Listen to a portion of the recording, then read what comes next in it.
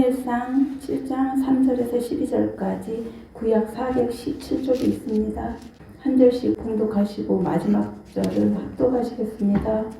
사무엘이 이스라엘 온 족속에게 말하여 이르되 만일 너희가 전심으로 여호와께 돌아오려거든 이방 신들과 아스다롯을 너희 중에서 제거하고 너희 마음을 여호와께로 향하여 그만을 섬기라. 그리하면 너희를 블레셋 사람의 손에서 건져내시리라. 이에 이스라엘 자손이 바알들과 아스타롯을 제하고 여호와만 섬기니라. 사무엘이 이르되 온 이스라엘은 미스바로 모이라. 내가 너희를 위하여 여호와께 기도하리라 하매 그들이 미스바에 모여 무릎을 길어 여호와 앞에 붓고 그날에 금식하고 거기서 가로되 우리가 여호와께 범죄하였나이다 하니라. 사무엘이 미스바에서 이스라엘 자손을 다스리니라. 이스라엘 자손이 미스바에 모였다 함을 블레셋 사람들이 듣고 그들의 방백들이 이스라엘을 치러 올라온지라. 이스라엘 자손들이 듣고 블레셋 사람들을 두려워하여 당신은 우리를 위하여 우리 하나님 여호와께 쉬지 말고 부르짖어 우리를 블레셋 사람의 손에서 구원하시게 하소서. 사무엘이 젖먹는 어린 양 하나를 가져다가 온전한 번제를 여호와께 드리고 이스라엘을 위하여 여호와께 부르짖음에 여호와께서 응답하셨더라. 사무엘이 번제를 드릴 때에 블레셋 사람이 이스라엘과 싸우려고 가까이 오매 그날에 여호와께서 블레셋 사람에게 큰 우레를 받아요 그들을 어지럽게 하시니 그들이 이스라엘 앞에 패한지라. 이스라엘 사람들이 미스바에서 나가서 블레셋 사람들을 추격하여 뱃갈 아래 일기까지 쳤더라. 사무엘이 돌을 취하여 미스바와 센 사이에 세워 가르되 여호와께서 여기까지 우리를 도우셨다 하고 그 이름을 에벤에스라 하니라. 아멘. 오늘 그 성경 말씀을 보니까 사무엘이 위기 가운데 이렇게 승리했던 모습들을 볼 수 있는데 5가지를 볼 수가 있습니다. 먼저 전심으로 여호와께 돌아오려거든 이라는 조건이 필요합니다. 하나님께 나올 때 이렇게 한다면 하나님이 너를 이렇게 해주실 것이다. 너희가 전심으로 여호와께 돌아오라 라는 그 메시지가 있었고요. 두 번째로는 결단이 필요합니다. 하나님께 나올 때는 우상을 제거해야 됩니다. 내가 살아가면서 섬겼던 삶 속에서의 우상이 무엇인지 이거를 다 제거하고 그 빈 공간에 하나님의 말씀을 채워야 됩니다. 성령님이 거하시는 성전이 되어야 된다는 말씀입니다. 그리고 우리의 삶은 영적 전쟁이기 때문에 특히 이렇게 열심히 믿는 성도님들을 어둠의 세력들은 가만히 놔두지 않습니다. 그래서 이런 블레셋이라는 이런 적들이 침투하고 그런 위기에 닥쳤을 때 사무엘이 어떻게 행동했는지 그걸 한번 보겠고요. 그리고 사무엘이 중보기도 함으로써 하나님이 승리하셨던 그런 메시지입니다. 미스바의 의미를 한번 알아야 되겠죠. 미스바라는 게 무슨 의미인다면 2가지 뜻이 있는데요. 망대라는 의미가 있습니다. 망대라는 것은 높은 곳에 올라가서 보는 것을 의미합니다. 그리고 두 번째로는 이제 파수하는 곳인데요. 파수한다라는 것은 내 마음을 잘 지켜서 보호하고 어떤 적들의 침입에 대해서 잘 나를 지키는 게 파수하는 곳인데 미스바라는 뜻이 그런 멋진 의미가 있더라고요. 순천 미스바 기도원에서 이렇게 기도하면 땅의 시선이 아니라 하나님의 시선으로 바라보고 그리고 하나님 주신 기쁨을 빼앗기지 않도록 내 마음을 잘 파수하는 이게 미스바의 의미구나 라는 것들을 볼 수 있었습니다. 2가지가 있는데요. 오른쪽에 보면은 땅에만 시선을 고정하는 이런 삶을 사는 사람이 있고 또 왼쪽에는 망대의 시선, 미스바의 시선이죠. 높은 곳에 올라가서 바라보는 어떤 내 발 앞에 문제만 이렇게 보면은 당장 그게 굉장히 크게 보여요. 땅의 시선으로만 보면 그렇지만 하나님의 시선으로 미스바 높은 곳에 올라가서 전체를 바라보고 하나님이 나를 향한 계획이 무엇인지를 깨닫게 되면 망대의 시선으로 여러분들이 사는 겁니다. 세상에 풍파가 왔을 때 내 마음을 흔들릴 때 우리는 망대로 올라가야 됩니다. 미스바로 올라가야 된다는 거죠. 그래서 말씀을 통해서 주님의 뜻을 깨닫고 하나님의 계획을 깨닫고 주님이 나에게 주신 복들을 하나하나 세워봐야 됩니다. 지금까지 하나님이 나에게 주셨던 복이 무엇인지 여호와 니시 하나님을 찬양해야 됩니다. 아멘. 언약의 하나님을 찬양해야 됩니다. 아멘. 신실하신 하나님을 찬양해야 됩니다. 아멘. 우리의 마음을 어둠의 세력들에게 빼앗기면 안 됩니다. 아멘. 하나님이 나에게 주신 그 기쁨, 하나님이 주신 그 감사, 하나님이 주신 나의 은혜, 이걸 빼앗기면 안 됩니다. 이 어둠의 세력들은 이걸 찾고 빼앗기를 원합니다. 그래서 우리는 미스바에서 하나님의 망대의 시선으로 내 마음을 잘 사수하고 지키는 저와 여러분들이 되시기를 기도하겠습니다. 첫 번째 말씀이 사무엘이 이스라엘 백성들이 이렇게 말합니다. 너희가 전심으로 여호와께 돌아오려거든 이라는 조건이 있습니다. 여기서 전심이라는 것은 내 마음의 일부분만 하나님을 섬기는 게 아니라 전부를 섬기는 겁니다. 온 마음으로 하나님을 섬기는 겁니다. 하나님께 최우선순위를 둬야 된다는 것이죠. 하나님도 섬기고 세상의 바알도 섬기고 이런 혼합주의 마음이 늘 우리의 마음을 틈타게 됩니다. 우리가 세상을 살다 보면 저도 마찬가지고요. 그래서 저희들 마음을 잘 지켜야 됩니다. 하나님이 주신 영적 갑주라 하죠. 의의 흉배를 붙이고 진리의 허리띠를 띠고 구원의 툭을 쓰고 평화의 신을 신고 칼과 검으로 믿음의 방패로 나아가야 됩니다. 한번 같이 읽어볼까요? 시작. 이방 신들과 아스타롯을 너희 중에서 제하고 너희 마음을 여호와께로 향하여 그만 섬기라. 그러면 너희를 블레셋 사람의 손에서 건져내시리라. 아멘. 여기 말씀을 보면 우리가 먼저 우상을 제거해야 됩니다. 하나님의 전에 나왔을 때 이 우상의 마음을 갖고 하나님이 오면 하나님이 기뻐 받으시지 않습니다. 그래서 하나님께 나올 때는 내 모든 죄들을, 내가 섬겼던 모든 죄를 보혈의 손길로 다 씻어내려야 됩니다. 그래야만이 하나님과 화목이 이루어지고 예수 그리스도를 통해서 하나님께 나아갈 수 있게 됩니다. 여기서 보면 이스라엘 사람들이 블레셋 사람들을 굉장히 두려워했습니다. 왜 그랬을까요?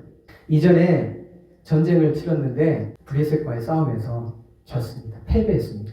언약궤를 뺏겼습니다. 3만 명이라는 이스라엘 사람들이 죽었습니다. 그렇기 때문에 굉장히 블레셋 사람을 두려워했습니다. 그리고 블레셋 군사들은 이스라엘 군사들하고 상황이 다릅니다. 이스라엘 군사들은 농기고 호미, 삽으로 이렇게 그게 무기였어요. 근데 블레셋 군사들은 철기문화이기 때문에 칼과 방패, 창이 있습니다. 그러니까 이스라엘 사람들이 두려워할 수밖에 없습니다. 그리고 블레셋 군사들은 5개의 도시가 연합이 되었습니다. 연합군입니다. 이스라엘은 아주 작습니다. 3만 명이라는 사람이 죽었기 때문에 인구도 부족합니다. 그렇기 때문에 블레셋을 두려워할 수밖에 없습니다. 그런데 하나님께서는 사무엘을 통해서 너희 마음에 이방 신들과 아스타롯을 너희 중에 제하고 너희 마음을 여호와께 향하고 주님만 섬기면 너희를 블레셋 사람의 손에서 건져내시리라고 신실하신 말씀으로 언약을 하셨습니다. 그래서 우리는 우상을 제거해야 됩니다. 우상이 무엇일까요? 불교처럼 뭔가 상을 지어놓고 절하는 것만 우상일까요? 이스라엘 그때 블레셋 사람들이 섬기던 신이 바알과 아스타롯이 있었습니다. 바알이 섬기는 신은 비와 폭풍의 신입니다. 그래서 비와 폭풍을 통해서 이 자연을 다스린다고 생각을 했습니다. 그리고 사람들은 바알이 풍요를 가져다 준다고 했습니다. 나의 풍족함을 가져다 준다고 믿었습니다. 물질적인 성공과 강한 힘의 상징이었습니다. 물질 만능주의를 하나님보다 더 우선시하는 태도였습니다. 아스타롯은 무엇이었다면 미와 다산의 여신입니다. 아름다움, 쾌락을 극대화하는 욕망을 자극합니다. 사무엘은 말합니다. 하나님보다 더 의지하는 이 성공의 신과 하나님보다 더 즐거워하는 안락의 신을 제거하라고, 과감하게 제거하라고 합니다. 그렇다면 우리 삶을 지배하는 현대의 바알과 아스타롯이 무엇일까요? 우리 삶의 바알, 바로 능력과 성과의 우상입니다. 세상에서는 직업적인 지위나 연봉이나 스펙, 나의 커리어, 이런 것들을 내 존재의 가치로 가장 중요하게 생각합니다. 더 높이 올라가야 안전하다라고 생각합니다. 돈이 곧 능력과 안전이라고 믿습니다. 통장의 잔고가 신앙보다 더 큰 위로가 된다라고 속삭입니다. 하나님의 주권보다는 나의 정보와 나의 인맥과 나의 기술을 더 신뢰하게 합니다. 이런 부분들은 세상을 살아가면서 굉장히 중요한 것이지만 내 삶의 우선이 돼버리면, 내 삶의 주인이 돼버리면 문제가 되는 겁니다. 그런데 자꾸 세상의 바알들은 이게 중요한 거야. 이거를 해야 돼. 너의 연봉이, 너의 커리어를 쌓아야 돼. 너 스펙을 쌓아야 돼. 그래야만 너는 성공할 수 있어. 라고 우리를 자꾸 속삭이면 나도 모르게 그게 맞는 것처럼 내 마음을 오픈해버려. 그러면 혼합이 돼버려. 내 스스로에게 한번 질문해 보시길 바랍니다. 눈을 감고 나는 무엇을 의지할 때 안전을 느끼는가 한번 생각해 보시길 바랍니다.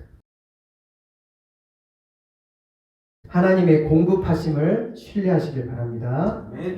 내가 가진 전문성과 자산이 하나님의 선물임을 인정하고 그것이 내 인생의 주인 노릇하지 못하도록 말씀의 자리, 기도의 자리, 예배의 자리로 나와서 하나님께 내려놓아야 됩니다.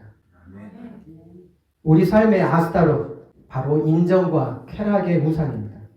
사람들에게 보여지는 평판을 굉장히 집착하고 중요하게 생각합니다. 나의 내면의 성찰, 내 내면의 아름다움, 예수 그리스도를 닮아가는 것, 성령의 열매를 맺는 것, 이걸 맺는 것을 신경 쓰기보다 나의 외적인 모습에 과도하게 신경 씁니다. 즉각적인 즐거움에 중독이 되어서 영적인 공허함으로 자꾸 채우려고 합니다.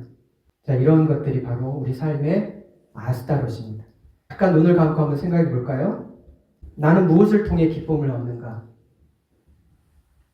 감각적인 쾌락 대신 영적인 평안을 구하시길 바랍니다. 타인의 시선에서 벗어나 망대에 올라가 나를 바라보시는 하나님의 시선, 집중하는 훈련이 필요합니다. 자, 우리는 영적 파수꾼의 이런 루틴의 삶을 살아야 되는데요. 먼저 우리 우상을 제거하고 그 빈 자리, 빈 공간에 무엇을 채워야 될까요? 예수님, 하나님, 성령님, 말씀을 채워야 됩니다. 말씀이 곧 하나님이십니다. 말씀으로 채워서 내 말씀이 충만할 수 있도록 해야 되고 감사로 채워야 됩니다. 감사로. 은혜로 채워야 됩니다. 하나님께서 여기까지 인도하셨던 나를 생각하고 감사함으로 은혜로 채워야 되고 그렇게 되면 어떻게 될까요? 내 안에 기쁨이 넘칩니다. 성령의 열매가 넘칩니다. 감동이 생깁니다. 하나님이 이렇게 인도하셨다 감탄이 생깁니다. 찬양하게 됩니다. 바쁜 일상 속에서 우리 영적인 파수꾼, 미스바가 파수라는 의미가 있다겠죠. 내 마음을 잘 지키고. 그래서 여러분 이렇게 고백하시기 바랍니다. 하루의 시작이나 끝에 짧게라도 하나님이 오늘 내 삶의 주인이십니다 라고 고백해야 됩니다. 우리 이 옆 사람을 향해서 하나님이 내 삶의 주인이십니다 라고 고백할까요? 옆 사람을 향해서 하나님이 내 삶의 주인이십니다. 아멘. 이게 삶의 미스바 성회입니다. 제 이야기를 한번 나누도록 하겠습니다. 저는 재수를 했습니다. 재수. 고등학교 3학년 졸업하고 바로 대학에 가지 못했어요. 재수하면서 처음 하나님 묵상하기 시작했습니다. 큐티라고 하죠. 하나님과 함을 묵상하고 그 삶을 기록하고 하나님께 편지 쓰고 그런 것들이 재수하면서 진짜 힘들 때 하나님께 이렇게 나아가기 시작했습니다. 그래서 오늘 하나님이 주신 말씀을 묵상하고 기록했습니다. 하나님께서 어떤 말씀을 주셨다면 내가 너와 함께하리라. 두려워 말라. 놀라지 말라. 나는 너의 하나님이 되니라. 강하고 담대하라. 나는 너의 하나님이 되니라. 너를 사용하겠다. 많은 사람을 통해 너를 만나게 하겠다라고 약속을 하셨습니다. 그런데 현실은 어땠을까요? 현실은 대학교 시험에 봤는데 저희 때는 전기와 후기라고 했어요. 지금은 수시 정시라 하는데 전기 때 조선대학교 불어불문학과 프랑스어학과라고 떨어졌습니다. 낭망했죠. 두 번째 후기는 이제 목포대 법대 이제 지원을 해서 공무원이 되려고 지원을 했는데 거기서도 어땠을까요? 떨어졌습니다. 두 번 떨어지다 보니까 재수하고 두 번 떨어지다 보니까 너무 낭망했습니다. 희망이 사라졌습니다. 기운이 빠졌습니다. 교회 친구들을 보기가 부끄러웠습니다. 성도님들 보기가 부끄러웠습니다. 친척들 보기가 부끄러웠습니다. 부모님 보기가 부끄러웠습니다. 저를 향한 많은 기대가 있었을 텐데 결국은 떨어졌기 때문에 그때 저는 내 발 앞의 문제만 바라봤습니다. 땅의 시선으로만 바라봤습니다. 내 문제가 크게 보였습니다. 바로 땅의 시선으로 봤기 때문입니다. 마지막으로 전문대를 지원을 해가지고 광주 보건대 물리치료과를 지원해서 간신히 합격했습니다. 사람들이 보기에 저는 굉장히 지극히 연약하고 미약한 존재였습니다.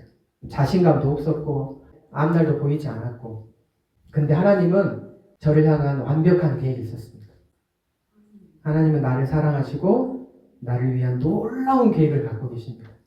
망대의 시선으로 봐야 됩니다. 나의 계획은 실패했습니다. 제가 계획한 것은 다 실패했지만 하나님의 계획은 완벽했습니다. 실수함이 없었습니다. 저를 실망시킨 적이 없었습니다. 하나님께서는 더 좋은 길로, 축복의 길로, 좋은 만남을 허락하시기 위해서 저를 인도하셨습니다. 전문대를 졸업하고 이제 병원에 취업하고 또 복지관 안에 아가페 의원이라고 있었는데요. 거기서 한 10년간 일을 하면서 어르신들을 물리치료를 해줬는데요. 그리고 나서 지금의 아내를 만나게 됩니다. 제가 사실은 자존감이 굉장히 낮아가지고 늘 그 비교하고 열등감이 너무 많았어요. 자신감이 없었어요. 맨날 돌다리를 두들겨가는 성격이었어요. 바로 앞으로 나아가지 못하고 불안하니까 혹시 내가 뭔가 실수할까봐. 근데 이제 아내는 저에게 늘 칭찬과 격려를 해줬습니다. 괜찮다고. 늘 자신감을 심어줬습니다. 그 자신감이 있었기 때문에 제가 한 발 한 발 나아갈 수 있게 되고 편입해서 학사를 그리고 석사, 박사를 공부하게 되었습니다. 그저 저는 성실하게 하나님이 인도하신 길을 걸어갔을 뿐입니다. 그리고 2008년도에 광주대학교 교수가 되었습니다. 제 인생의 역전, 반전의 드라마가 시작되었습니다. 그래서 지금 18년째 교수로 섬기고 있습니다. 많은 사람들이 부러워했습니다.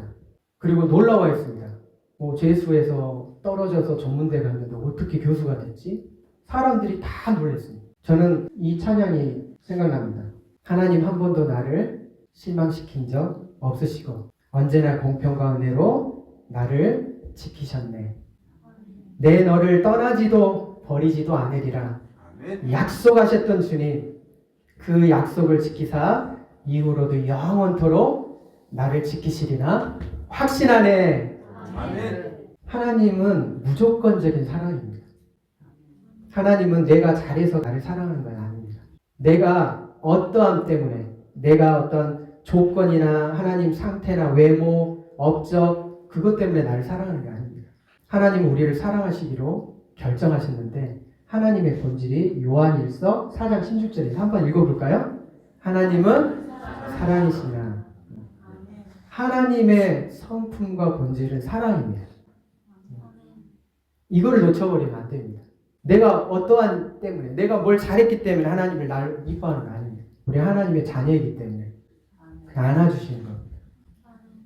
성경에서도 이렇게 나옵니다. 믿음, 소망, 사랑 중에 그 중에 제일은 사랑이에요. 사랑은 우리가 천국에 가서도 영원토록 함께 하는 겁니다. 믿음과 소망은 우리가 살아있을 때 천국에 갈 때 갖고 가는 거지만 천국에서는 이미 다 해결이 되거든요. 하나님을 대면으로 만나고 소망이 필요 없죠. 이미 천국은 그 자체가 우리에게 풍성함을 채워주시는 곳이니까. 태양이 빛을 내듯이 태양 자체가 빛입니다. 마찬가지로 하나님은 그분 자신이 사랑이시기 때문에 우리를 사랑하지 않고서는 견디지 못하시는 분입니다. 이러한 찬양이 있습니다. 내가 너희를 사랑하는 이유는 너희의 어떠함 때문이 아니에요. 내가 너희를 사랑하는 이유는 나로 인합니다. 내가 너희를 사랑하는 이유는 너희 모습 때문이 아니요. 내가 너희를 사랑하지 않고서는 견디지 못합니다. 내가 너희를 창조하신 이유는 사랑을 인합니다. 우리가 하나님의 사랑을 절대 놓치시면 안 됩니다. 그러면 불안합니다. 두려워합니다. 하나님은 사랑이십니다. 탕자가 다 떠나서 돌아왔지만 돌아왔을 때 그 아버지의 사랑을 안아주셨습니다. 죄 짓고 살았지만 다시 돌아왔을 때는 넓은 품으로 안아주셨습니다. 이 부분을 놓치면 우리는 늘 불안해합니다. 두 번째, 이스라엘 백성이 미스바에 금식하며 기도할 때 놀라운 일이 일어납니다. 이스라엘 자손이 미스바에 모였다 함을 블레셋 사람이 듣고 그 방백들이 이스라엘 치러 올라왔습니다. 이스라엘 자손이 듣고 블레셋 사람을 두려워합니다. 두려워한 이유가 있죠. 우리는 농기계인데 거기는 칼과 방패가 있고 연합군이 돼서 우리를 침투하고 수도 안 되고 철병거를 앞세우고 없기 때문입니다. 이렇게 회개하고 기도하는데 내 삶에 이런 적군들을 보낼까요? 하나님과 회개하고 기도하면 내 삶이 잘 돼야 되는데 왜 하나님은 이러한 적군들을 쳐들어오게 할까요? 하나님의 역사 앞에는 항상 대적이 있습니다. 영적 싸움이 시작됩니다. 이 보이지 않는 대적, 사단이라 하죠. 사단의 어떤 따라서 움직이는 귀신들. 이런 것들은 우리가 하나님으로부터 나아가지 못하도록 방해하는 세력입니다. 그렇기 때문에 우리가 회개하고 기도하면 이 사단은 더 발작을 하게 됩니다. 하나님께 나아가지 못하게 하도록. 하나님이 주신 기쁨을 빼앗아가려고 합니다. 여러분들도 은혜 받고 갔을 때 자꾸 사건이 있어가지고 짜증나게 하고 그런 일들 많으시죠? 오늘 은혜 많이 받았는데 왜 마음이 이렇게 짜증나지? 그게 바로 어둠의 세력들이 자꾸 나를 옆에서 건드는 겁니다. 그리고 두려움과 공포와 불안을 줍니다. 멈추리게 합니다. 백성들은 두려워 외칩니다. 사무엘에게 당신은 우리를 위하여 우리 하나님 여호와께 쉬지 말고 부르짖어 우리를 블레셋 사람의 손에서 구원하시게 하소서. 같이 한번 읽어볼까요? 사무엘이 젖먹는 어린 양을 취하여 온전한 번제를 여호와께 드리고 이스라엘을 위하여 여호와께 부르짖으며 여호와께서 응답하셨더라. 사무엘이 선택하는 것은 이스라엘의 군사를 증가시키거나 무기를 강화하는 것이 아니었습니다. 젖먹는 어린 양을 취하여 온전한 번제를 드리고 예배를 드렸습니다. 그리고 하나님께 부르짖어서 기도하게 됩니다. 왜냐하면 이 전쟁의 상황은 누가 다스리고 계신가요? 하나님이 다 다스리고 계시기 때문에 숫자와 무기가 아니다라는 것을 사무엘은 누구보다 잘 알고 계셨습니다. 하나님께 예배합니다. 하나님의 말씀을 의지하고 간구해야 됩니다. 그리고 여호와께 응답하셨는데요. 하나님께서 응답하시는 것은 크게 세 가지를 하죠. 첫 번째, yes. 두 번째, no. 세 번째, wait. 그렇죠? 하나님 응답하실 때는 세 가지 방식으로 응답하시는데요. 하나님이 즉각적으로 yes 응답을 하셨습니다. 그래서 여러분들 삶 가운데 예배와 간구 이게 굉장히 중요하다는데 여러분들 꼭 잊지 마시고요. 저의 삶을 한번 돌아볼까요? 18년 동안 교수 생활을 했는데 교수가 됐다는 것은 참 감사하고 은혜였습니다. 그렇지만 그 교수 생활이 평탄한 삶이 있었을까요? 똑같습니다. 저도 많은 교수님들과 경쟁을 해야 됐습니다. 저보다 더 훌륭한 좋은 학벌 엘리트 출신들과 경쟁을 해야 됩니다. 제 학부는 초라했습니다. 그분들의 교육, 연구, 봉사 모든 업적에서 그분들과 같이 경쟁을 해야 됩니다. 학생 지도에 대한 압박, 연구 실적에 대한 중압감, 동료 교수들과의 관계에서의 어려움 이런 모든 것들이 제 삶의 블레셋이었습니다. 크고 작은 일들로 인해서 내가 과연 이 일을 잘 할 수 있을까 망설여지고 주저함이 들 때가 있었습니다. 저는 그때마다 기독교수의 기도 모임에 참석했습니다. 기도 모임에 참석하면 말씀을 보고 말씀을 나누고 함께 캠퍼스를 위해서 나라를 위해서 기도합니다. 이 중보기도회를 통해서 하나님이 저에게 말씀을 주셨습니다. 그래서 말씀을 붙들고 하나님께 나아갈 수 있었습니다. 즉 예배의 자리에 있었습니다. 하나님의 전신갑주를 입게 되었습니다. 자, 10절 말씀 한번 읽어볼까요? 사무엘이 번제를 드릴 때 블레셋 사람이 이스라엘과 싸우려고 가까이 오매 그날에 여호와께서 블레셋 사람에게 큰 우레를 바라여 그들을 어지럽게 하시니 그들이 이스라엘 앞에 패하였습니다. 블레셋이 뭘 갖고 있다겠죠?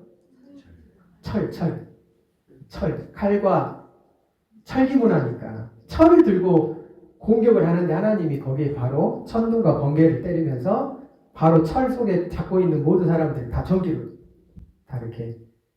그래서 이스라엘은 가만히 있었는데 하나님이 일하셔서 다 승리하게 만들게 됩니다.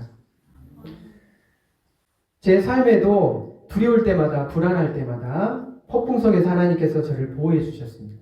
도움의 손길을 붙여주셨습니다. 나에게 필요한 동역자를 하나님이 붙여주셨습니다. 나를 힘들게 한 분들은 하나님께서 친히 막아주셨습니다. 그리고 제 낮은 자존감을 하나님이 높이 세워주셨는데요. 학회 부회장이 됐었고요. 학회 편집위원장이 됐었고 또 캠퍼스에서는 대학원 부원장, 보건복지대 부학장, 교무처장까지 되었습니다. 남들이 볼 때는 제가 소셜 네트워크를 잘해서 이렇게 된 거로 생각합니다. 근데 저는 내향적인 성격이라서 사교적이지 않아요. 저는 속으로 생각하죠. 이 모든 것이 하나님의 인도하심이고 에베네셀을 하나님이 도와주셨기 때문입니다. 아멘. 저는 이 찬양을 고백합니다. 하나님의 우리의 피난처가 되시며 환난 중에 우리의 힘과 도움이시라. 너희는 가만히 있어. 주가 하나님 됨을 알지어다. 열방과 세계 가운데 주가 높임을 받으리라. 내가 힘을 쓰게 되면 나의 의지와 나의 생각과 나의 경험과 나의 노하우가 들어갑니다. 이런 모든 걸 다 내려놓으면 하나님이 일하시기 시작합니다. 자, 눈을 한번 감아보고 당신의 블레셋이 무엇입니까? 우리 성도님들, 여러분들은 지금 현재 블레셋이 무엇입니까? 무엇이 여러분을 두렵게 합니까? 무엇이 여러분을 위협합니까? 무엇이 여러분을 공격합니까? 어둠의 세력들은 끊임없이 우리 안에 평안과 기쁨을 빼앗아 가려고 합니다. 우리 여기에 계신 청년분들도 있죠? 취업, 결혼, 앞으로의 미래, 걱정, 불안 한두 가지가 아닙니다. 나이가 들면 불안이 사라질까요? 아닙니다. 건강, 염려, 자녀 걱정, 노후 불안, 질병의 고통, 경제적인 위기, 관계의 갈등, 인생의 염려는 형태만 바뀔 뿐입니다. 내 마음속 평안은 안개처럼 사라져버립니다. 내 마음 잠시 흔들릴 수 있습니다. 움츠러들 수 있습니다. 하지만 기억하십시오. 그리스도의 피로 세워진 하나님과 저와 여러분들은 화목, 평강이 이 평강이 내 안에 결코 흔들리지 않습니다. 변하지 않습니다. 하나님의 사랑과 십자가의 은혜, 언약의 신실하심은 변하지 않습니다. 에베네셀의 하나님, 요한 이시 하나님께서 여러분들을 친히 싸워주실 것입니다. 아멘. 저는 이 찬양을 참 좋아하는데요. 내 아버지 그 품 안에서 내 영혼은 안전합니다. 주 손길로 내 삶을 안으시니 그 평강이 나를 덮습니다. 두려움 다 내려놓고 주님만 의지하면 주 안에서 내 영혼은 안전합니다. 라는 찬양이 있습니다. 자, 12절 말씀 한번 같이 읽어보겠습니다. 사무엘이 돌을 취하여 미스바와 센 사이에 세워 말하되 여호와께서 여기까지 우리를 도우셨다 하고 그 이름을 에벤예셀이라 하니라. 블레셋의 전쟁이 끝난 후 사무엘은 한 가지 중요한 일을 합니다. 에벤에셀이라는 도움의 돌이라는 의미가 있는데요. 에벤에셀을 세웁니다. 하나님이 여기까지 우리를 도와주셨다라고 신앙 고백을 합니다. 하나님을 찬양합니다. 왜 사무엘은 돌을 세웠을까요? 승리를 기념하기 위해서? 물론 그것도 있을 것입니다. 하지만 더 중요한 것이 있습니다. 바로 하나님의 은혜, 하나님의 인도하심을 잊지 않기 위해서입니다. 대대손손 자손들이 이 돌의 의미를 물어보면 하나님께서 우리를 도와주신 사건들을 증언하기 위함입니다. 사람들은 쉽게 잊어버립니다. 어려울 때는 간절히 하나님께 기도하다가도 그 문제가 해결되면 금방 잊어버립니다. 하나님의 은혜를 잊어버립니다. 하나님의 도우심을 잊어버립니다. 그래서 사무엘은 돌을 세웁니다. 여호와께서 여기까지 우리를 도와주셨다라고 선포합니다. 그래서 이 돌은 단순한 기념비가 아니라 하나님과 나와의 언약의 표지입니다. 하나님은 신실하신 분입니다. 언약을 지키신 분입니다. 신실하신 하나님께 신실하신 나의 주 하나님을 여러분 찬양하시길 바랍니다. 성도님들의 에베네셀은 무엇일까요? 여러분들의 에베네셀이 다 있을 겁니다. 우리 원장님의 삶이 90년간의 삶을 살았으면 얼마나 많은 에베네셀이 있었을까요? 우리 청년들도 지금까지 했던 많은 에베네셀이 있었습니다. 저도 지금 수고 많습니다. 돌아보면 하나님이 신실하심이 여기까지 인도하심을 느끼게 됩니다. 그때 그 일이 안 되어서 낙심했는데 지금 생각해보니 그것이 오히려 더 좋은 길이 된 경우. 정말 막막했던 순간 하나님이 예상치 못한 방법으로 길을 열어주신 그런 경험. 혼자 했다면 절대 이겨낼 수가 없는데 하나님 힘으로 승리했던 경험들. 그것이 바로 여러분의 에베네셀입니다. 나의 에베네셀은 그래서 저희 가정은 가정 예배를 드릴 때 늘 한 주간의 감사의 내용을 항상 나눕니다. 오늘 한 주간에 어떤 감사가 있었어? 하나님이 어떻게 인도했어? 감사 예배넷을 계속 세웁니다. 그리고 2025년 연말이 되면 감사의 제목을 다 나눕니다. 가장 베스트 10, 가장 감사한 게 무엇이었는지 에베네셀을 기억하기 위함입니다. 찬양이 있죠? 세상 모든 풍파 너를 흔들어 약한 마음 낙심하게 될 때 내려주신 주의 복을 세어보아라. 주의 크신 복을 내가 알리라. 받은 복을 세워보십시오. 에베네셀 하나님을 기억해 보십시오. 그러면 지금도 변함없이 인도하시는 주님의 손길을 보게 될 것입니다. 아멘. 지금 불안과 두려움이 미래의 에베네셀의 재료입니다. 우리에게 하나님이 불안한 마음, 그런 마음을 주신 것은 우리 생존에 굉장히 중요하기 때문이에요. 불안한 마음 없으면 겁 없이 막 나가버려요. 근데 이 사단은, 이 어둠의 세력들은 불안을 내 주인으로 극대화시켜버립니다. 불안과 두려움이 있어버리면 사람들은 아무것도 못하게 됩니다. 우리에게 생존을 위해서 필요한 것인데 이 어둠의 세력들은 이게 나를 지배하게 만들어버려요. 지금은 이해할 수 없어도 나중에 돌아보면 망대의 시선, 미스바의 시선으로 보면 하나님이 여기까지 나를 도와주셨구나 라고 고백하게 됩니다. 오늘 찬양은 같이 나눴죠. 에베네셀 하나님, 감사하신 하나님, 에베네셀 하나님, 살아계신 하나님, 에베네셀 하나님. 여기까지 인도하셨네. 살아계신 하나님. 장래에도 인도하시리 살아계신 하나님. 이 찬양은 과거에 대한 감사만 있는 게 아닙니다. 미래에 대한 신앙 고백입니다. 로마서 4장 21절 같이 읽어볼게요. 시작. 약속하신 그것을 또한 능히 이루실 줄을 확신하였느니라. 히브리서 13장 8절. 예수 그리스도는 어제나 오늘이나 영원토록 동일하십니다. 아멘. 결론은 세 가지로 다시 정리해 보겠습니다. 첫째, 회개하고 내 삶의 무상을 제거하자. 둘째, 하나님의 역사 앞에는 항상 무엇이 있습니까? 나를 힘들게 하는 대적이 있다는 걸 잊지 말고 영적인 싸움을 해야 됩니다. 물론 하나님이 친히 싸워주십니다. 세 번째, 에베네셀의 하나님을 기억하십시오. 하나님은 장래에도 미래에도 인도하실 것입니다. 신실하신 언약의 하나님을 믿으십시오. 우리 모두 에베네셀의 증인으로 살아갑시다. 아멘. 다 같이 기도하겠습니다. 사랑하는 하나님 아버지 감사합니다. 오늘 이 시간 여기에 모인 우리 모두에게 에베네셀의 은혜를 다시 확인시켜 주셔서 감사합니다. 아멘. 우리 각자의 삶에도 주님의 신실하심이 함께 있음을 찬양합니다.